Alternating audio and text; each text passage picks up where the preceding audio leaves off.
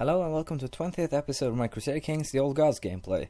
Today I'm going to continue in what I've basically been doing up until now, trying to incorporate lands into the Scandinavian Empire. And as I can understand, it's probably getting kind of boring just seeing me try to do the same things every time I'm playing. So basically I will try to keep the recorded bits as short as possible, just do a little bit of commentary on what's really happening, and should you so desire, I will make longer episodes, but they will be less eventful, since I'm basically just sitting here and waiting for the lands to join Scandinavia. Other than that, there ain't really much happening, as you can probably see. Abbasids are still have still taken back here, so could be interesting. The Byzantines are holding out. My Scandinavians are trying to carve out their own little lands. Scandinavians here trying to take Sicily, and other than that we aren't really doing that much, so I'll just go ahead and allow time to pass. I don't expect any more independence revolts since we dealt with that in the last episode. Also now found out that the Embrace Norwegian Culture decision will disappear by 1150, so 90 more years of that. Once that happens, we can kick out the Norwegian, Swedish and Danish cultures. Up until then they're actually invincible, so we'll have to wait until then. The only other way, they're invincible at least against the Norse, so what I probably could do is get some other cultures, say Pomeranian, Bohemian, German, Saxon, really anything, and just allow them to take over these provinces, and then once they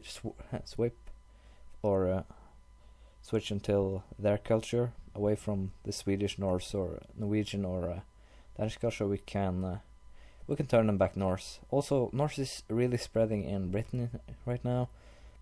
Plenty of here, spreading a bit here. 2 Irish provinces. Norse is northern France, and also along the border of Germany. So could get interesting. As I said, up until 1150 there will probably be a lot of Norse outside of Scandinavia, but we'll simply have to sit by and I'll wait and see how things develops. Apparently we have another host war. This guy has declared war for Gwynedd here, so I'll just move my troops over and deal with him. Probably have about 20 to 30k troops, so probably won't have that much. My retinue should be more than enough to deal with it, and we should probably send them over just quickly, and I believe that will be the fairly easy way to deal with them, more or less. Also, I have sent my archer retinue down here. I'm going to just use them to walk around and raid in the border regions for now, make a little extra cash so I can upgrade my holdings a bit more. They are already pretty decent, but doesn't really hurt to have make sure that they are perfect, more or less. So I'll just move these guys inland so they actually cannot see them, and these guys are done sieging, so I'll just move on. I can actually siege all of the 5 here, so can't really complain about that. I can raid all the way down. I have plenty of raiding possibilities, so I can't really complain about that either. I'll simply have to wait for the host. I believe they are down here somewhere now, so we'll just have to wait and see how long they... Yeah, there they are, moving. Don't know why I can see them. So they're basically just moving out here right now. 200 galleys, so maximum of 20k troops. They had about 18k troops, and as you can see, my heavy infantry, even though they were attacking, could deal with it pretty easily. Got some military attack, much PD, much prestige, and good changing war score. I'd just re-siege these and hunt them down. Heavy infantry really sucks when it comes to trying siege stuff, so it's not advisable to simply siege things outright. You should probably wait a bit. So they actually dropped another 10k stack there, so I believe hosts basically have 10k men or so, so I mean 30k on average, so that's at least the 2 hosts that we have encountered have, so should probably be able to deal with that without too much trouble. I'll just go ahead and end the war here. You get 200 prestige and the guy imprisoned. I really don't need any more prisoners, so to speak. I have 30 or so, 31. Can't really complain, and I'll get a lot more now if I keep raiding. Should probably take these guys too and set them to raid down this side, so probably will do that. And since we'll probably be at peace for a while, that will bring me in some nice cash. I'm currently upgrading these 4 with keeps and cities, so should also give me some more troops and to prevent further independence revolts in the future. A good thing happened. My guy just got a Viking after raiding the bordering regions, so he'll be probably a little bit more liked now by his vassals, and that should probably keep him on. Yeah, just one guy that hates him, and that I can actually easily fix. I believe I keep those counties because I want to change whoever owns them. And also the Crush the Major Revolt is a pretty decent modifier, giving you 50. Short Reign will also disappear, so elected titles is basically that I hold these 2 counties and probably the Filky rate, so we'll have to see how we'll deal with that. It doesn't really bother me right now. As you can see, a Revolt mashed should solve that. Right now Ireland is 80 years, so 20 years from now it should join us. 40 years from now Lithuania, so we'll keep quiet and just do some raiding, upgrade our holdings, and wait until things blow, basically. I'm actually losing money now, probably because these guys are actually they're reinforcing, so in my case I keep at least 500 gold simply for my retinues to be able to reinforce should they need it, so yeah, that's that. Also I could probably raise some Levi's to raid with, as it wouldn't cost me as much, but right now my vassals actually get minus points for me having my Levi's raised, so we'll just use my retinues. I believe I will make a profit in the end, so can't really worry about it. Plus it's always some funny events. The +2 axe, I believe this guy hasn't got yet, or did I? Yeah, I believe actually I did when I'm thinking about it, so still. Viking +2 axes. I don't know if you could get it several times, so we'll have to try and see. Yeah, my guys just found a key that one of my family members for the chest that one of my family members actually found earlier. So we'll see what's in it. The key fits the lock, and trembling with anticipation you slowly open the chest. Disappointingly, it contains only a few parched scrolls that crumble into dust at your touch. Whatever wisdom they held has been forever lost to the world. Yeah, I believe there are some interesting things you can find in that chest, so we'll just keep raiding and hopefully we'll get another one. We'll simply have to try and see. Always, it will be fun. One of the things that are positive by raiding a lot and actually fighting battle is that you get military points, so I'm actually going to go ahead and upgrade military organization now. Next will probably be siege equipments, then light infantry for my archers basically. And other than that, there aren't really much going on. Improved keeps, castle infrastructure. There's no need for me to actually upgrade the speed things are being built at. As you can see, I can't upgrade all my holdings at once. Doesn't really matter. Town infrastructure and church infrastructure should probably be focused a little bit more on. Simply so, I'm actually going to go ahead and give them 1 point each. Simply so that it can be spread, and the churches and cities in my holdings can actually be a little bit better. Give me some more taxes and such. I should probably also save up some money, upgrade holdings, cities and temples in my holdings. As you can see, there's plenty to upgrade everywhere basically. I'll upgrade the keep. That will be my main objective, to upgrade the keeps in the cities. Other than that, I'll keep my barracks and training grounds. Then come house calls and then stables. The stables I have now is basically just something I built because it was the only thing I could build at the time, but now I have plenty of money, so I shouldn't really worry about it. Monthly balance, this could turn dicey, but I think it should be okay. I ran into these guys with this gang and had to actually retreat. Now I'm actually dealing with them, so I can raid freely in unified Germany, and that's basically the plan for now.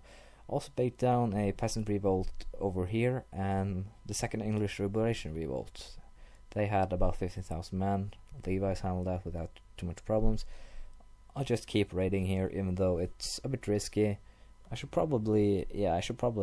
to wait a little bit since I don't really have the money. It costs 48 to create one, and I can probably create 10, 18, 20 of them, so I'll have a full archer army of 15 to 20,000 men. I'll have to save a little bit of money, then I'll create them. So until then, it's time to do some more science. I've just tried to create so that the army will reach 15,000 men exactly. Should be enough for just a siege army. Otherwise, I started my defense retinue here, and I'm still making okay on the monthly. It's time to upgrade legalism a little bit. +1 indemnity size for kings, short reign years. I still see short reign years as an important thing to get rid of, so we'll do that. I'll actually invest in Majesty next, simply for the PD and prestige gain. Could also be important for a new ruler. Other than that, just as I said, I don't see these too important as cultural flexibility. I will turn sooner or later every vassal of mine to my own culture, so this one doesn't matter at all. Same with religion. And just like that, I'll keep going. I have been sieging. I decimated their army, so as you can see, they don't have that many men now. 6,000-7,000 men just scurrying around. Should be easily dealt with later. Sieges are coming along nicely. Believe let's see, 38, 33, 51, 52. As you can see, there is much money to make simply by having your armies walk at the sides here and raid. Just watch out for the enemy troops, and if you're raiding a country that is in rebellion, please pay attention to when they actually get back together, so you don't get the same problem as I did with a backfire and having to pay a lot of money and troops for your mistake. So hopefully you'll not do the same mistake I did. Just got another one that's actually trying to take my lands. This guy of Bedouin's host, sorry. He also has around 30k troops, and he's actually going after the Greece lands. 12,000 men simply from 16,000 or so. I will have to send my 15k down there to deal with it. So unfortunately, they will have to take a little break from raiding and be moved down to deal with the threat. Yeah, his troop was actually easily defeated. It just took 1, 2, 3, 4, 5 battles to eliminate all of his stacks. Just done that. Simply won, sending my troops back home to do some more raiding. Just going to have to wait a little bit, save a little bit more money. Then I'll probably keep upgrading. This is currently how my capital is looking, so it's actually looking okay. Only 4 things left to upgrade before it's at full for how I've currently upgraded it, so all of that, things are not looking bad. Keeps are still a something I prefer to upgrade first, simply because you can get a lot of more troops from it, and a raiding group down here is doing okay. Only has 2 castles left here. I'm just going to keep bothering Germany, going up and down here, as I believe, yeah. I can probably just keep going circle here and I would still have full ratings if I just use these guys, which I think I will, because the other guys are actually quite expensive to no, I'll probably just use both and have them wander by the lines here, or perhaps have him have them go here, simply because it's too small. Aquitaine is too small to really cause any trouble right now, so I'll have my other guys go from here and over here and down here around. They'll simply go around my counties and make money for me. As I don't remember if I actually got the +2 martial event on this guy before, but at least I got it now. As you men return from looting the holding, one of them hands you an axe with a strange purple sheen and a plus edge into the handle, followed by number 2. After waiting carefully in your hands, you toss away old grey axe in favor of a new weapon. So I probably haven't gotten it before. I'm mixing it up with another character. At least I got a +2 now, so I'm at 15. I lost my diligent trait, that's why all my stats have dropped by 1, so that's kind of boring. I'm currently trying to improve diplomacy. I improved my intrigue before that, so I'll basically be keeping on going. This guy is the current heir.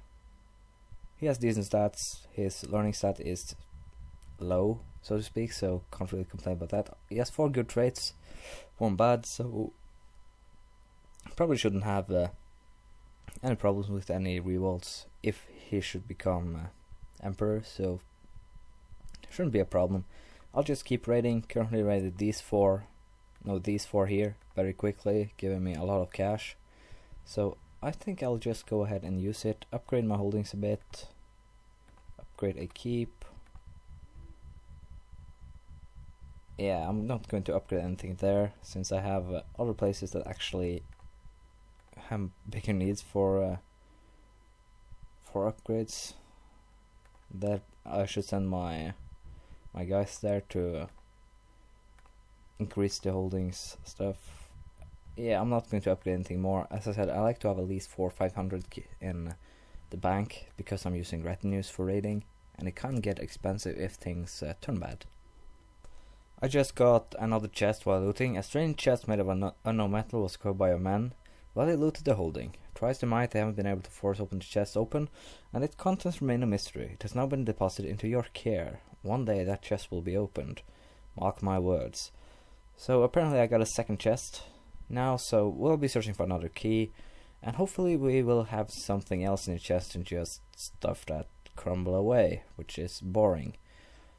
I have no idea, but I've heard some rumors that the Ark of the Covenant is something that you can get, otherwise you'll just get money. So it will be fun to actually get the Ark, but even though I have pretty limited knowledge of religion so far, if such a thing actually is found, I believe everywhere will actually go to war with you to get it, especially the Christians and the Muslims, I would believe, so could get interesting on its own right. These guys have been expanding when I turned my back on them. They are Bulgarian and they are Orthodox, some of them, so yeah. Unfortunately, it will be his problem and not mine, so could get interesting. It would seem that they actually declared an invasion for Bulgaria while I didn't pay attention. Took 3 duchies, probably while the Bulgarian kingdom, no. Yeah, I have no idea how they did it. They have taken the Ger Bulgaria, I believe. Yeah, they've taken the Ger Bulgaria, so they actually did a prepared invasion for Bulgaria, of all things. But that should actually make it start drifting once I destroy the crown, I believe. So it could get interesting in its own right to have Bulgaria down here start drifting into the Scandinavian Empire. So I should probably go to war against Bulgaria right now and take Croatia and Serbia while I'm at it. It will give me quite a nice lands here, so yeah, it will get a pain in the ass once the revolts start to pour in, but Ireland is 12 years away, these guys are 31. This guy doesn't seem like he'll croak anytime soon, but I'll probably wait for the next ruler, and then we'll take the remains of Bulgaria, Croatia, and take this from the Byzantines. I don't believe they have that many men right now, so let's see how many they actually have. They have 107,000, so they actually have quite a bit, but I don't really see any trouble really. My 15k plus 15k should probably be able to handle them without too many troubles. I went, of course, the wrong way right now, so I wanted to see the independent states and their armies. Let's have a look. Scandinavia with 226. It would seem that the Abbasids are once again having their own little war, even though I'd actually prefer them to stay intact in one piece, so I can actually try and declare war for yeah, they're actually in the rear. It seems there will be independence. They will actually get independence, which is too bad because Aragon, yeah, they were a far bit away, but still, I will have a huge war for Andalusia once I can create a great holy war. I'll probably not take Andalusia first. Germany, Italy, perhaps. I'll try to take Europe first. I won't have one blob here, and then random Christians, and then me again. So I will probably declare first holy war for Germany. I don't know how long it's between the second, probably a decade or 3. So probably Aquitaine, Italy, and then Andalusia. So holy war for Andalusia should probably not take too long to call. I'll have to see also. If this starts to drift away, I'll probably declare holy war, take it, and yeah, we'll have to see how we'll deal with that when the time comes. I actually decided that this guy actually, let's see, this guy usurped the kingdom of Bulgaria, as you can see here. He usurped it, and basically I wanted to destroy it, so I usurped it without law, so I probably I got revoked title, and I'm probably a tyrant too. I'm still surprised that he actually liked me. I pressed his claim, it seems, so that's why. I probably got tyrant from everybody else. Let's see. Yeah, revoke vassal titles -40. I then got the title of the kingdom, and I actually had to turn it elective. Elective, you don't really have to do anything except let's see, elective. Yeah, you can actually have it with low crown authority, so I changed to elective. I have ruled Scandinavia for 10 years, and that's apparently what counted. So I simply destroyed it, and now it should actually start drifting into my empire as soon as we change the year, so that's nice. And